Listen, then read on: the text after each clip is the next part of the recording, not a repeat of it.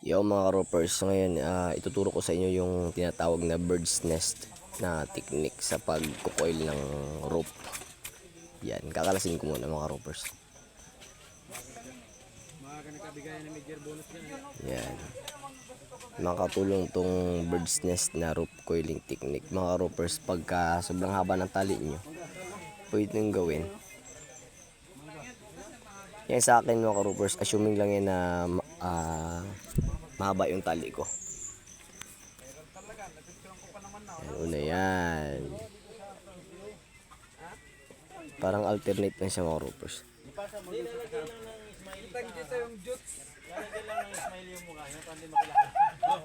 Left, right. Left.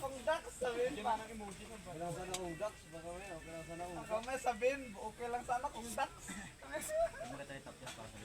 Ay, puta na. Oo.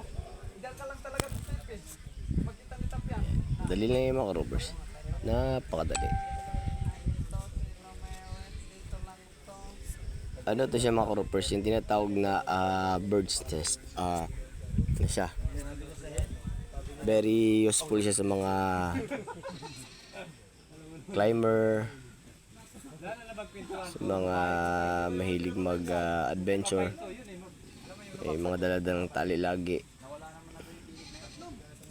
Sa mga ropers. Very useful yan siya para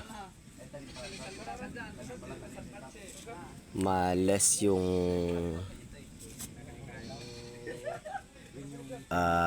space. Kung sakali pinasok nyo sa bag nyo yung rope, medyo ma-less yung space. Makakain ng tali.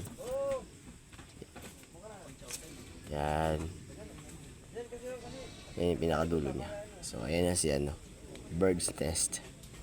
Balisang hila lang yan tapos na mga ropers, hugot na. Thank you.